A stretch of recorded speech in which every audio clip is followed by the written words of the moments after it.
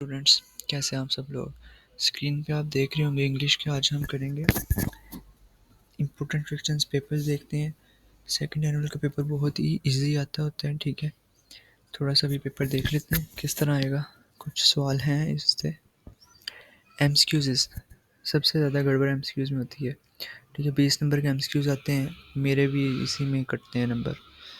चलें देखते हैं। पहले एक तो आर्टिकल्स आते हैं 1 नंबर का, ए एंड दी कोई भी फॉर्म आ सकती है, या कभी कभी नो आर्टिकल भी आता है। ठीक है, ये आप ध्यान रखें। फिर सब्जेक्ट अंडरलाइन क्यों होता है कोई किसी भी चीज़ का। जैसे मेरे पास एक एग्जांपल हमारे पास आ जाती है, uneasy lies the head that wear a crown. अब इसमें बताना है अनईजी है क्या चीज़। ठीक है, यहाँ पे एडजेक्टिव है। ठीक है, इसी तरह ये सब्जेक्ट पूछ लेते हैं कि कौन सा है। सब्जेक्ट को अंडरलाइन कर देते हैं और पूछते हैं ये है क्या चीज़। सब्जेक्ट है, एडवर्ब है, या कुछ भी। ठीक है, यानी कि फर्स्ट लेटर। आमतौर पे हमें पता होता है ना कि फर्स्ट लेटर सब्जेक्ट है, लेकिन वहाँ ट्रिकी सवाल देते हैं। फिर इसी तरह ऑब्जेक्ट पूछ लेते हैं। ये पूछते हैं क्या है ये, ऑब्जेक्ट ऑफ प्रपोजिशन है। ठीक है, इस तरह का सवाल आ जाता है। फिर नेक्स्ट है वर्ब के बारे में पूछ लेते हैं कि जैसे हमारे पास इंपेरेटिव सेंटेंसेस आते हैं, डू इट या शट द डोर। यहाँ पे शट अंडरलाइन कर लेते हैं, तो ये शट क्या है, ये वर्ब है हमारे पास। ठीक है, इसी तरह टाइप्स ऑफ प्रोनाउन आ जाता है। टाइप्स ऑफ प्रोनाउन में हमारे पास आ जाती हैं रिफ्लेक्सिव आ जाते हैं, emphatic pronoun, indefinite pronoun, relative pronoun. Himself पूछ लेता है ये क्या है। ठीक है, इसी तरह सच पूछ लेता है कि कौन कौन से इसके टाइप्स में चले जाते हैं। फिर नेक्स्ट है correct use of pronoun. Use of pronoun में हमारे पास आ जाते हैं कि जैसे फॉर एग्जांपल कोई सेंटेंस है, मैं सेंटेंस ले लेता हूँ एक, dash of the puppies has a unique bark. अब यहाँ पे क्या आएगा, ऑल, ईच, सम, फ्यू, इस तरह का वो सवाल पूछ लेते हैं। ठीक है, नेक्स्ट मेरे पास है टाइप्स ऑफ एडजेक्टिव। एडजेक्टिव की टाइप्स में प्रोनाउन के साथ आ जाती हैं, जैसे distributive pronoun, distributive adjective, demonstrative pronoun. ठीक है, इस तरह आते हैं। फिर नेक्स्ट है टेंसेस। टेंसेस कोई भी पूछ लेते हैं, जैसे पैसिव वॉइस पूछ लेंगे, एक्टिव वॉइस पूछ लेंगे। हमें पता है ना 12 टेंसेस होते हैं, फ्यूचर, पास्ट और प्रेजेंट के 12। इसी तरह पैसिव वॉइस बनते हैं 8। ठीक है, 8 होते हैं पैसिव वॉइस। पूछ लेते हैं कि इनमें से कोई बताओ। जैसे यहाँ पे एक एग्जांपल है, रोम wasn't built in a day, action speaks louder than words, the early bird catches the worm। ठीक है, practice makes a man perfect. इसमें से आपने बताना है कि पैसिव वॉइस कौन सा है या एक्टिव वॉइस कौन सा है, जो अच्छा आपको लगता है, जो ग्रामर के अकॉर्डिंग है, रूल्स को फॉलो कर रहा है, वो आंसर्स आएगा। ठीक है, फिर हमारे पास जेरेंड आ जाता है, जेरेंड पार्टिसिपल। जेरेंड और पार्टिसिपल में मेन फ़र्क क्या होता है, जेरेंड जो होता है वो कभी स्टार्टिंग में भी आ जाता है, पार्टिसिपल भी स्टार्टिंग में आता है। ठीक है, दोनों के साथ आईएनजी फॉर्म लग जाती है। जेरेंड क्या करता है, ये नाउन को शो करता है। पार्टिसिपल जो होता है वो वर्ब की फॉर्म होती है। ठीक है, वो वर्ब को इंडिकेट कर रहा होता है। इन दोनों में ये फ़र्क है। नेक्स्ट है फिगरेटिव स्पीच। फिगरेटिव स्पीच में हमारे पास आ जाते हैं एलिट्रेशन, एजोनेंस, रिपीटेशन, ओनोमेट्रोपिया। ठीक है, सिमिली और एनाफोरा, मेटाफर, ऑक्सिमर ऑक्सीमोरॉन, पर्सोनिफिकेशन, हाइपरबोल। ठीक है, ये इस तरह के आ जाते हैं। ये 2 से 3 सवाल लाजमी आने हैं पेपर में इसके। फिर सिनोनिम एक आ जाता है, एक एंटोनिम आ जाता है, ये आप उसके अकॉर्डिंग देख सकते हैं। अच्छा, आपको एक और मज़े की बात बताऊँ, जो सवाल में पूछते हैं ना कि अंडरलाइन वर्ड है, इसका एंटोनिम बताओ या सिनोनिम, आपको वो 4 ऑप्शन देते हैं। 2 तो ऐसे होते हैं जो बिल्कुल ही उसके साथ मैच नहीं कर रहे थे, आप उसको तो वैसे ही निकाल दें। ठीक है, बाकी जो पीछे 2 बच जाते हैं, उन 2 में मीनिंग्स जो हैं वो सेम होंगे। ठीक है, या सेम होते हैं, लेकिन अगर आप देख रहे हैं उसको, सिनोनिम्स देख रहे हैं, तो आपको ऐसे लगेगा जैसे ये वाला आंसर है लेकिन होता दूसरा है। आप इसको इस तरह करेंगे, एलिमिनेशन लेटर यहाँ पे यूज़ करें, ताकि आपका जो एमसीक्यूज़ है वो गलत ना हो सके। एंटोनिम भी इसी तरह आएंगे। ठीक है, 2-3 वो सिनोनिम उसमें दे देगा, एक जो है वो एंटोनिम दे देगा, एक उससे मिलता जुलता दे देगा। तो आपने जो करेक्ट है वो लगाना है। फिर नेक्स्ट है हमारे पास parts of play. Parts of play में आपसे पूछ लेते हैं क्लाइमैक्स, एक्सपोजिशन, ठीक है, सस्पेंस, इस तरह का वो पूछ लेते हैं। उसमें जो आपने प्ले पढ़ा है ना, उसमें उसके बारे में पूछ लेंगे। फिर नेक्स्ट है एनाफोरिक और कैटाफोरिक रिलेशन। ये बेसिकली वर्ब्स के साथ होता है, ठीक है। एनाफोरिक रिलेशन और कैटाफोरिक रिलेशन, जैसे बिफोर ही लेफ्ट, जो ही है अब यहाँ पे क्या है, एनाफोरिक है कैटाफोरिक है, ठीक है। यहाँ पे ही जो है ये कैटाफोरिक रिलेशन कर रहा है। नेक्स्ट हमारे पास टाइप्स ऑफ वर्ब।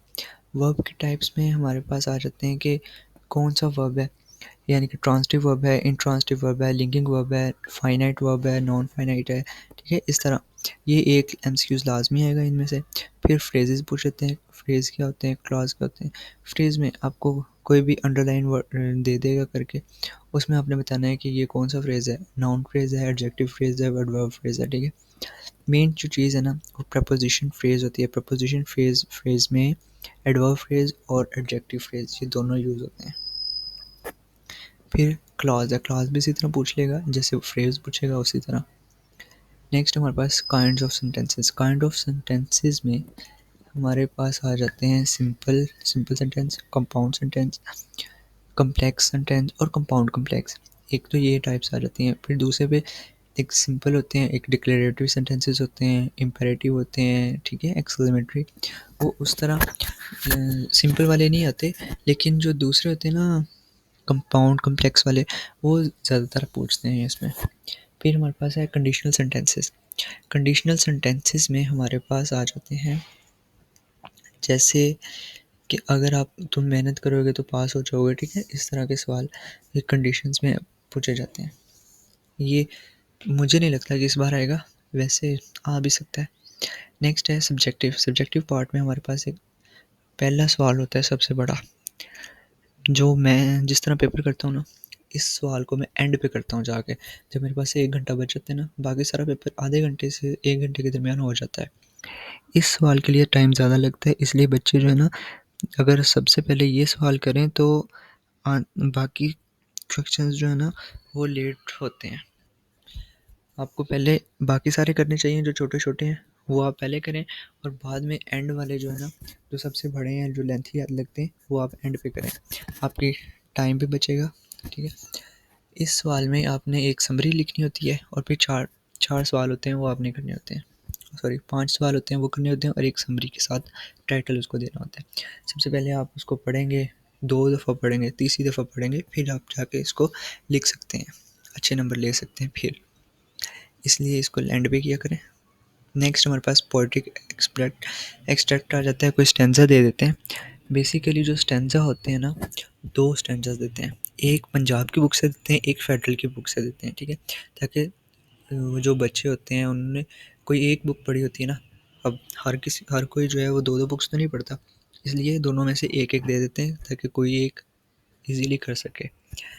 जो फेडरल बोर्ड की बुक है वहाँ से darkling thrust, sunshine after rain और ब्लो ब्लो दो विंटर, ये 3 जो हैं ये मोस्ट इम्पोर्टेंट है पोएम्स, इनमें से कोई एक स्टैंजा आ जाएगा और ये 6 नंबर का आते हैं, ठीक है।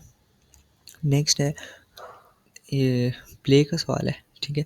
Role of major characters in play, ये आ सकता है 6 नंबर का। सिग्निफिकेंस ऑफ सेटिंग को पूछा जा सकता है कि उसकी क्या अहमियत है। फिर एलिमेंट्स पूछे जा सकते हैं प्लॉट के। फिर कन्फ्लिक्ट कैसे इंपॉर्टेंट है, ठीक है, वो सवाल पूछे जा सकते हैं। या फिर वो आपसे ऐसे पूछ सकते हैं कि जो कन्फ्लिक्ट है वो कैसे प्ले रोल करती है, उसका रोल क्या है कन्फ्लिक्ट का ना, कैसे वो ड्राइव करती है। ये इस टाइप के सवाल पूछे जाते हैं। और आपने जो पढ़ा है चैप्टर नंबर 16 द 14, जो एलिस का था, ठीक है, एलिस ने लिखा था, राइटर उसका, तो उसके बारे में आपने थोड़ा सा बताना है उसमें, ताकि नंबर अच्छे आ जाएं। और हाँ, एक पेज देते हैं वो लिखने के लिए, और उसमें आपने भरना होता है उसको, ठीक है। कोशिश किया करें कि हेडिंग्स दे के उसको कंप्लीट कर दें ताकि नंबर अच्छे आ जाए। फिर नेक्स्ट सेक्शन सी स्टार्ट हो जाता है। सेक्शन सी में हमारे पास सबसे पहले जॉब एप्लीकेशन है। ये आप बात याद रख लें कि जॉब एप्लीकेशन आएगी, ठीक है। सबसे पहले आपके पास आ जाते हैं उसकी फॉर्मेट, 4 से 5 नंबर का उसका सिर्फ फॉर्मेट होता है, और फिर 3 या 4 नंबर की आप उसकी बॉडी होगी। बॉडी में आपने जो ये दिया हुआ है मेडिकल ऑफिसर, इंग्लिश टीचर या मैनेजर, किसी भी चीज़ में ये 3 नंबर का आएगा। बाकी जो फॉर्मेट है वो आप घर से तैयार करके जाएँ, इनके बारे में थोड़ा थोड़ा पढ़ के जाएँ कि कैसे कैसे होते हैं, ठीक है। लिखने का स्टाइल आप देखा जाता है, फिर आपको वो पूरे नंबर मिल जाएंगे, ठीक है। ये 8 नंबर की है जॉब एप्लीकेशन। नेक्स्ट है हमारे पास choose correct meaning of idioms. Idioms आ जाते हैं, कोई से 6 करने होते हैं। 8 देते हैं वो, लेकिन आपने कोई से 6 करने हैं। अब देखो ये मैंने कुछ एडियम्स जो है वो लिखे हैं यहाँ पे। Stiff upper lip, an axe to grind, calling a spade, giving himself airs, washing dirty lining in public, leaving him in the lurch, grain of salt, brought down the house, beside the mark, kick the bucket, bad blood, hard and fast, in a fix, in a fix or a fax. Next हमारे pass out and out, ठीक है। फिर हमारे पास आ जाते हैं fight, tooth and nail. ये 16 है, इनमें से मे भी कोई आ जाए, लेकिन ये तो बस एक एग्जांपल थी, ठीक है। फिर हमारे पास आ जाती है नरेशन। नरेशन 6 नंबर की आती है, ये आपको पैराग्राफ में आएगी। मैं दुआ करता हूँ आपको सिंपल आ जाए, वो ज़्यादा इजी होती है ना सिंपल वाली।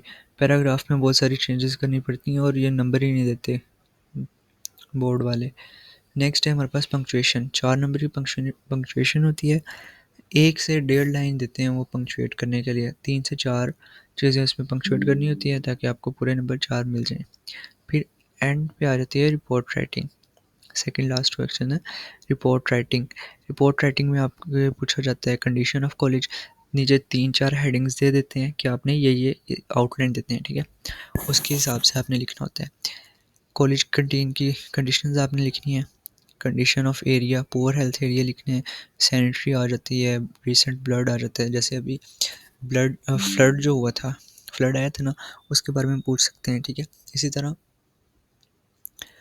अभी जो वार हुई थी उसके बारे में पूछ सकते हैं। फर्स्ट एनुअल में उस टाइम वार चल रही थी, इसलिए वो पूछा नहीं, क्योंकि पेपर जो होते हैं वो पहले ही बने होते हैं। इस बार शायद वो वार का भी जिक्र कर दें इसमें। फिर हमारे पास है पैराग्राफ, कोई एक लिखने, ये भी 8 नंबर का आता है। ये कुछ टॉपिक्स हैं, unemployment, global warming, favourite book, use of social media, corruption,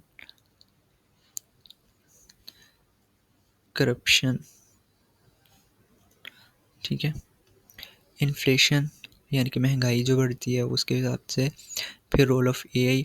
अच्छा, इस बार एआई पे ही आया था कि कैसे वो स्टडी में करती है, ठीक है। फिर एजुकेशन आ जाती है, smoking and drugs uses, importance of sports, reading, pollution, ठीक है, इस तरह। और दूसरे नंबर पे मेरे पास एक और है, the traits of an ideal student, ये भी आ सकता है, traits of an ideal student. फिर इम्पोर्टेंस ऑफ नेशनल इंटीग्रिटी, ये भी आ सकता है। फिर वाटर क्राइसिस इन पाकिस्तान आ सकते हैं। प्लेयर ऑफ रीडिंग आ सकती है, देखो यहाँ पे रीडिंग लिखा है ना, तो इसी तरह प्लेयर ऑफ रीडिंग्स भी आ सकती है। फिर जैसा कि अभी मैंने आपको बताया फ्लड के बारे में, फ्लड भी आ सकता है यहाँ पे। हाउ और कॉलेज के बारे में आ सकती है आपको, ठीक है। ये सारी चीज़ें थी, एक बार आप फिर से गो थ्रू कर लें, देख लें ज़रा, ठीक है। मिलते हैं आपसे नेक्स्ट लेक्चर में। नेक्स्ट किसका पेपर है? नेक्स्ट आपका होगा आई थिंक फिज़िक्स मैथ, ठीक है, देखते हैं, चले। अल्लाह हाफिज़, मिलते हैं आपसे नेक्स्ट में।